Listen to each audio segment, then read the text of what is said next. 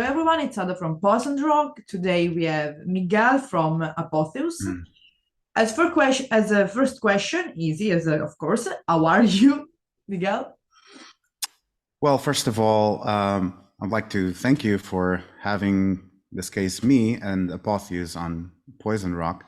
I'm very fine. Thank you for asking. Hope you're doing well too. Yeah, of course, indeed. It's a sunny day, weirdly, so it's good. Vitamin D on the skin, we need that. Right. Yeah, Of same course. here. Oh, there is sun there? It's a sunny day. Yes. Oh, Yeah. wow. The weather forecast said that it's supposed to be this week like a glacial week, as for us in Europe at least. But until now, Mm. it's cold, but it's let's say sunny day. So Yeah, yeah, in Portugal, the sunny days are not that common, so we have yeah. to, Really? Not that enjoy cold? them in the winter. In the winter, we have a lot of rain in the north. Yeah, But in the summer, it's yeah, really hot and sunny. It's very known for that, I'm yeah. sure. It's beautiful. Yeah, I mean, it's especially the coast. Let's say the Hmm. coast that goes to the ocean. I think I never been in Portugal, but I always saw and incredible pictures and videos about this amazing, let's say the west coast. Let's go to the ocean. Hmm. And of course, like I mean, You should come here someday. I would love to. I mean, and I was supposed to go there like 1 year ago in Porto. I think Porto because Porto. yeah, this is the straight, like route. It's a flight from Palermo. Because Hmm. then we have two stop, which is weird. We are in Europe and we have to stop for Lisbon. But instead for Porto is one just straightforward. So I said, okay, why not? I mean, I'm gonna take a train in the worst case. But anyway, coming back to speak about Apotheus or Apotheus, depends how we want to just pronounce it. I Right. want to ask you about the name because, of course, Apotheus it's a Latin word, I guess. I mean, I think. It So sounds like one, yes. yeah, but instead, let's give me your Mm. explanation. Yeah, that's actually a question we don't get that very often. So I'm glad you How? asked. How? Yeah. What do you mean? Um, yeah, so this is a made-up word, but it's a Okay. combination of two words. This was actually very, very early in the band when we started back in Okay. 2008. The drummer Albano came up with this made-up word, which was a combination of apotheosis Yeah. and theos, and Well, that's well, actually a Latin word. And we felt that was it's sort of by accident, but because at the beginning we didn't have a very solid identity in our song and our music. I think we later I think we got there, but I feel that it captures the essence of what we are trying to make, the elevating yourself to yeah. some divine status. And recently with our Lovely. two latest albums, Mhm. we have this background sci-fi story, and There's there's a very strong presence of like a super entity that is like godlike. So it kind of played out really well so for us. that's the kind of apotheos, let's say, presence in the sound. Let's say, basically, you coined a word, a new word. Precisely. Yeah. It's weird that people didn't ask you often about the meaning of the name because it used to be, as always, one of the most commonly asked questions. And Hmm. and sometimes bands were like, "Oh my God, no," all the time. But since we are meeting for the first time, I have to ask. Then the second Sure. time, I'm not gonna ask again. And of course, since it's the first time as well, I want to ask you, Miguel, about your musical background, your musical journey, because it's important to for the viewers, the people that are listening or watching this interview, and then listen to your music as well, get to know you as a like how is your journey, how you started, like Hmm. let's say a briefly journey of Miguel musical history. Hmm. Yeah, so back in the day, there wasn't internet, and the internet was when it got widespread. It became, of course, a very good way to know other genres and Yeah. music. But I remember that my first experience with the heavier side and more alternative side, I think it was, I remember being blown away by Nirvana Yeah, me when I too. was a teenager. Me too. And I think that I think that was the key moment Yeah. when it inspired me to pick up a guitar and learn it. Which was the And first song you learned of Nirvana? maybe Polly. Oh, You know, that's Polly wants a cracker. You beautiful. know, that And one. they are from the metal scene. They are really, really underrated from the metal scene. I would say they're hated. Yeah, that's Sometimes, underrated.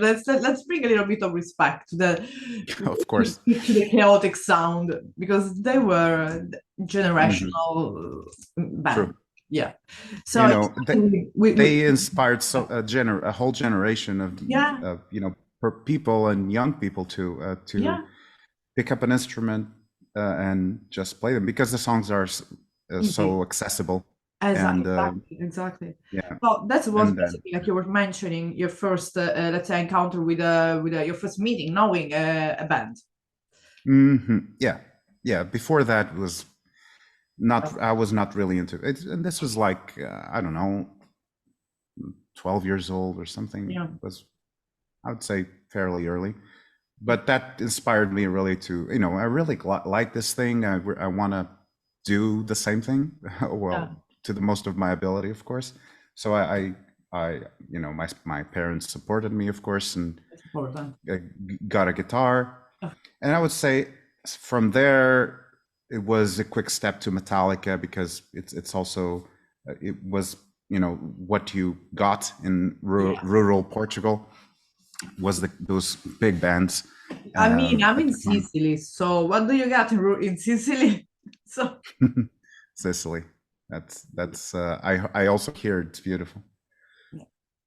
I should go there sometimes. But yeah, from there to Metallica was like a bit of a jump, but I really listened and played all those songs and loved it. And from there is, just uh, a little bit over the place in the metal genre. so let's say Um, you basically mhm. explore all but mainly staying like in the classical metal or a little bit even in the extreme scene. I, from myself, Mhm. So yeah, because other we are speaking members have about you. We're speaking about Miguel. precisely. Yeah, I was always threading on the melodic side a little bit. Okay. So I was never like, I got to the more extreme side, Yeah. and I do, I love black metal. I love uh, to some extent death metal too. But I always approached it from the melodical side, Yeah. whereas many people first listened to the more extreme side and then gradually, uh, Got to the threaded a little melodic. bit on the melodic. And I feel like I was always on so I listened a lot to Children of Bottom, for Yeah. example. I listened a lot to Machine Head or Opeth too. That's Um, so more like you're uh, saying you to the melodic, but as well bands like Opeth and as well they have like a deepness in the sound, yes. not only melodic Hmm. one.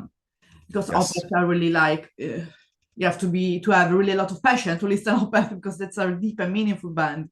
And of course, exactly. these you think of course influenced your way of performing music in Apotheus as well. Sorry, you cut out a little bit. I Can said you that repeat that? that's as well like your this influence you're mentioning. Hmm. They influence you as well in the music that you are composing and writing and performing with Apotheus. Yes, yes.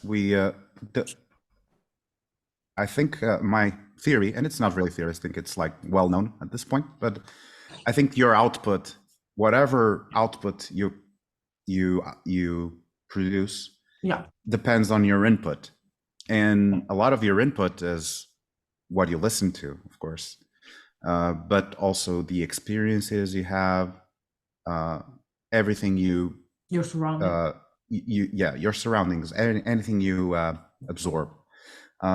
So it's only natural that our influences affect how we output. Yeah, because the sound that of Apotheus is really like it's it's not like, I don't want to say technical too much, but it has that technicality. I mean, that I don't want to say perfect, kind of perfectionist. I don't know, because it's clean, and but at the same time, it has the toughness of metal, and I think it's a kind of genre that really even people that are not into metal can listen, because it's smooth, and it's not noise, like it's too much. I don't want to listen anymore. I'm bothered, annoying, because it goes really smooth. Because one thing that it's really I like about APOTHEUS, and correct me if I'm wrong. You basically created with your first and your second album a storyline from the Far Star to Ergo Atlas. Yes. So Yeah. let's talk first about, of course, the Far Star. The Far Star. Yeah. Yes. So that was not. So we released an album before that. So that's Okay. technically our second album, a Okay. full-length album. Yeah, we took a while to, but we feel the Far Star is somehow the first. In some way, it's the first for us, because Okay. it's when I feel like that's when we really found our place in the musical spectrum, Okay. in the world, whatever you want to call it. And the story, like you mentioned, has a big part in it. So what we did for the Far Star was we rented a house in the middle of the woods. We got Beautiful there. idea. Exactly. Beautiful. No cell phones, well, for the most part. And it was entirely dedicated to composing Far Star, at least the basic, the structure of it, and most of the songs. And in those 2 weeks, we also, I was reading a lot of books by Isaac Asimov. Okay. It's one of my, idols, I could say. And a big And inspiration, I think, as well, for the yes, the team. another one of those inputs, Yeah. You were and it saying, played. yeah. I think it played a big role in our band, Yeah. because I put forward this idea of having a story, and I was fortunate enough to have, teammates that That could help you. were also fond of the idea, and also love science fiction, and also love creating things. And so we came up with this story that guided us through the whole composition of the Far Star. And when we got to the end, we felt like, this is just, we feel that I don't want to sound pretentious, but we feel this story is too good to just be put into lyrics. And lyrics are awesome and poetic, but they don't have the detail you need to tell a story, like a full story. So what we did was to use the events of the story. Each chapter would be a song. Okay. And then we wrote an actual book, a short story. I read that. And that it came out together with the first, let's say, with Far Star. Yes. So when people were buying the album, there was this let's say, this book was well entitled Far Star. Yes. Yeah. So the Far Star for us is not. We usually say that the Far Star is not the album or the story. It's both. We kind of like the full experience would be both. Beautiful. So basically, let's say, I mean, it's easy to understand, but let's pretend that I am an idiot. I have a book in my hand. I'm listening to the first chapter and I'm reading to the first chapter. Precisely. That's how it's supposed to go. Okay, let's explain to the people that maybe could be someone that they don't understand. But I don't think so, because you explained it really clearly. But that's a beautiful idea, and with that you were able to express what you wanted. Yes, and the story helped us guide ourselves through the composition. That's beautiful. So it's this interesting phenomena that I find myself in as an artist, which is the blank sheet syndrome. When you get faced with this, like a blank thing, it's really scary. Yeah. It's really scary. So the story provided a framework for us to work in, and with that framework, we were able to write consistently, not to stray away too much from the main topic. I would say maybe genre too. Yeah. And let's say the story has this event where there is a conflict, or a super conflict, a physical conflict or a mental conflict. That can also inform the musicality too. And I feel like that and I feel that helped us in the progressiveness of the song. Kind of helps telling a story, because it has its ups and downs. It progresses through different parts of the song. So I think it really played out really well for us. And of course, Ergo Atlas is the sequel. Yeah. And like I say, that the album Ergo Atlas, it was released a couple of months ago. The last year already. Let's say a couple of months ago. We are still in January. You have to settle a little bit. So it's a kind of let's say a sequel, a continuous of let's say, so another part two. No one said part two. Let's say the continuous of the story. So basically, I can listen to First Star, and as well immediately after Ergo Atlas, and it's the continuous of the story. That's precisely it. And it's like, yes. Really? So that's an APOTHEUS things about the book, or just you are doing that only for this, let's say, for this concept you're having at the moment? Yeah, that I would say that's how we work now. We found the way that we like to work. So we think in terms of story. What's going to happen now? And the first thing we do, we're actually starting to write the next album. Alright. And the first thing we did was to, what is going to happen, and that will inform the composition and of course the storytelling. But everything is born from events and from the story. The story is what guides us. It's I think we found a way that we like to work, and we're and something to be proud to. Because of course we are talking about stories and stories and stories, but of course, just let's give to the viewers, listener, anyway, let's say the fan. A kind of a brief, because I always prefer they go to buy and listen and find out themselves, which is the main topic and the story itself. But just doing really briefly, what about the story that is narrated in these two albums? Yeah, I'll try to describe it without spoiling it too much. Okay. But at the same time, enticing the viewer to go and listen. Yeah, because we provide the books completely free of charge, and in an audiobook version too, so you can listen to me narrating the story. That's beautiful.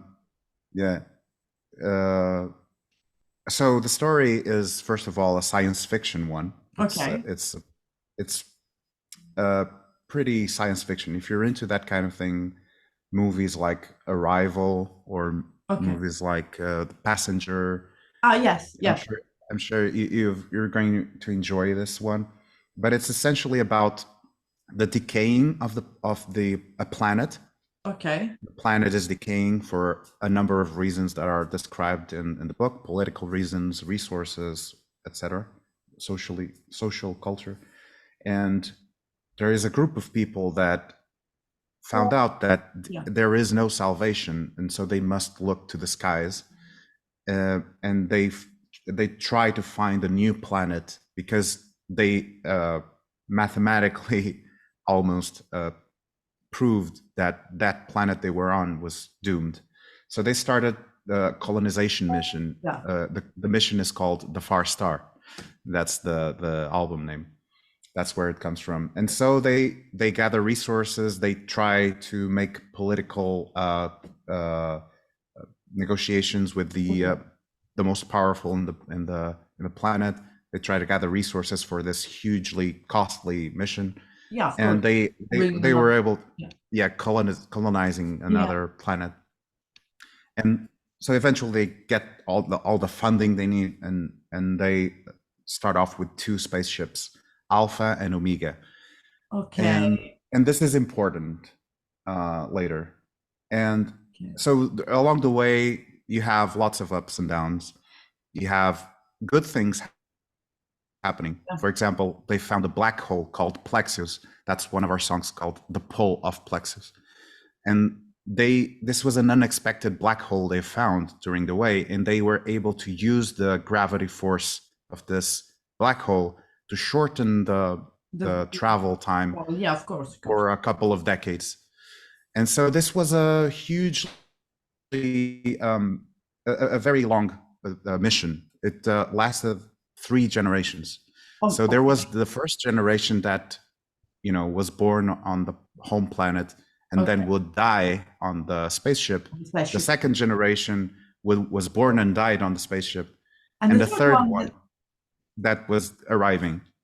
So they were born on the spaceship, but it was able to see the planet they were landing. The second one was born on the spaceship and died on the spaceship. Yeah, the travel. Yeah. Yeah. Then the third one was born on the spaceship and died and finished the mission. You can see, and 3 different mindsets too. Exactly. And the book explores how would you feel if setting foot on the ground was a completely new thing to you. Wow. Like we're for us, from our point of view, we are used to it's we're used to it. It's natural. It's what you would expect. But for them, for the third generation and the second, the spaceship was their home. Setting foot on the ground was the unknown. Yeah, it's kind of it's kind of interesting because of course there has been a lot of TV series, or especially, let's say, TV series that explore these. One for the teenager, let's say, because of course the one that usually listen like new bands, and they see you as an inspiration, are the youngest generation. One was like, we call the 100, I think, the 100, something like 100. That. Yeah, I know that. They was born, there was the older, they was born there, and then they went into the but as well there are different, and then there is another one which is new. It was Silo, but it's on the Earth, it's not in another place, which is a beautiful. I also know that one. Yeah. So you basically found a theme, like a topic that is really getting along what was going on right now, especially in the taste of people, because it's actual. I mean, we don't know what could happen any day by now. I mean, we already saw everything almost. So yeah. And I'm sorry I interrupted you. So and basically this journey ended in landing in this new planet. That's right. Well, along the way, there is like an accident happens, and all Alpha spaceship gets lost. Only one of them makes it to the. I'm spoiling so much. But only one of them gets to the destination. But we are speaking so both the journey of Far Star and Ergo Atlas. So it's this is only the Far Star. Okay, and about Ergo Atlas? So Ergo Atlas. So the mission eventually succeeds. They have some difficulties colonizing the planet. But they end up using as a last resort. They end up using this seed, this life seed. Okay. In our music video for A New Beginning, you can see the actor planting the seed on the ground. That's the life seed.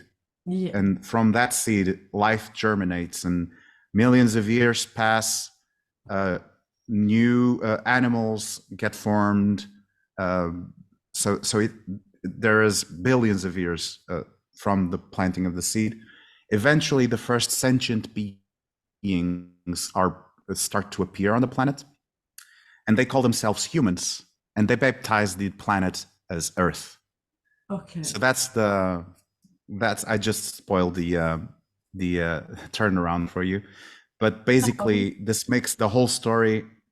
You would think the story is about the future, but this story is actually about the past. It's actually how we got here in the first place. Yeah, Yeah. I mean, it could be we have no proof about how we got here until now. I mean, depends from which belief we are, but everything anyway goes around the earth, and then I mean, one thing for sure is that we have scientific proof that everything started with the microorganism present in the water, or that's how everything started with life itself. That's proven.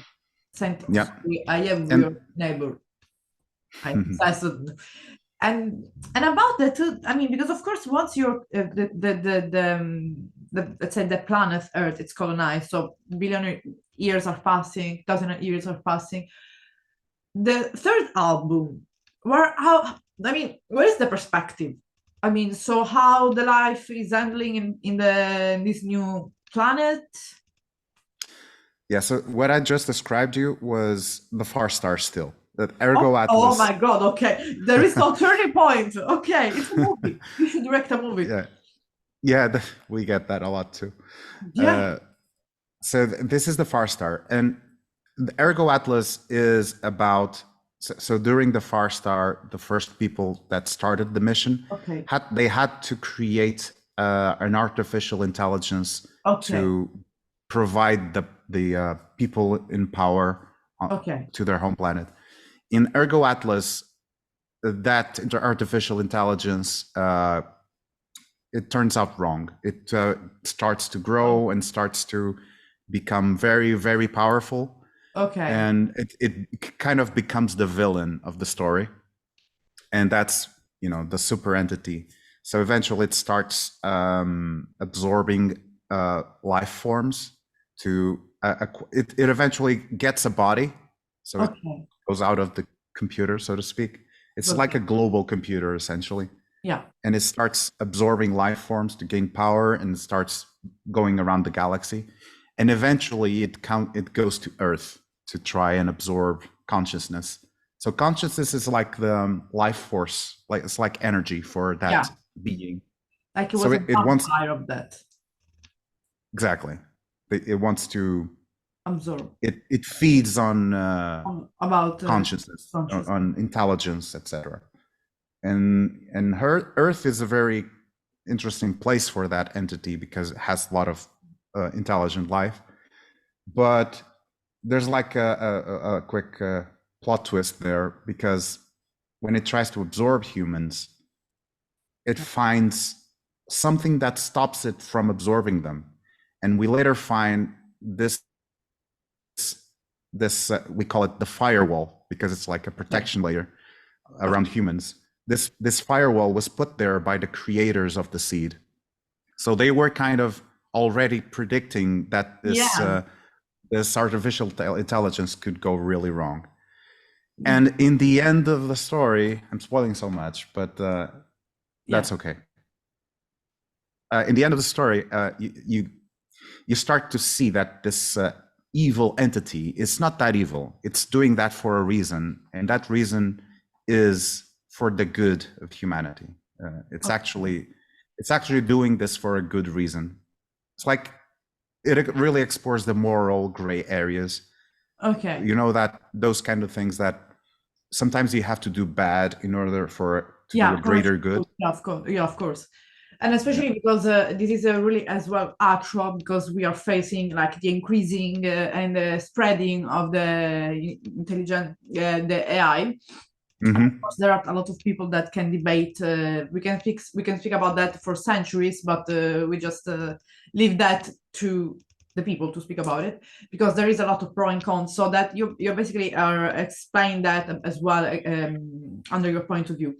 But like you were saying before, so that's the core, or the second album. Yes. The story, of course, goes along. I mean, there is a continuing as well. But of course, Yes. we don't want to spoil nothing because, like you mentioned, you are writing, you are producing, you're started. But it's gonna see you're gonna move always to the AI, or there are gonna be some new surprises, like just some small, really small anticipation. It's gonna be always settled on the new planet Earth. I can say that. So at the end of Ergo Atlas, Yeah. the humanity willingly allow themselves to be absorbed in order to create the super galactic being. Okay. And the reason they had to do it was to fight another galactic being on another galaxy. And that's the reason this super entity. Yeah. So this new album will be much more, it will have a greater dimension. Okay. The story will be, it's not just anymore like a war in a planet. It's like galactic wars now. So it's more that there is like more open, let's say, it's settled in an open space. Let's say more in a spread space. So it's always follow with a book, of course. Of course, yeah. So that's your watermark basically, and of course, if we want to just really, because of course, being a story, we can say you have to listen these songs first and this song second. So I'm not gonna say to ask you which song you prefer, which song not, but I want to ask you about the sound, just really as if we want to really describe the sound of APOTHEUS in one adjective, which one would you pick?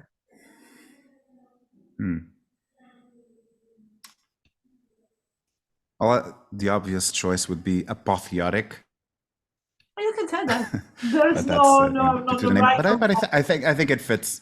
Yeah, I think it fits. Yeah, I mean, you coined your own adjective. So if someone else use apotheotic, you can say, "Oh, well, that's mine. I have the copyright for it." And I mean, and about live speaking, do you already plan some live shows around even Portugal or some touring? Are you planning for this 2024, of course? Yeah, we're touring in Portugal and Spain, which is the most immediate for us. We really want to set foot on many other countries. Of course. We're making efforts for that. It's nothing is really closed yet, but we are working on it. So there is we feel like there are a lot of people that don't know the Far Star and Ergo Atlas, so they should. So there is already, I mean, there are already these dates confirmed from Portugal and Spain. Yes. So yeah, you can check those out on our on the website. Social media.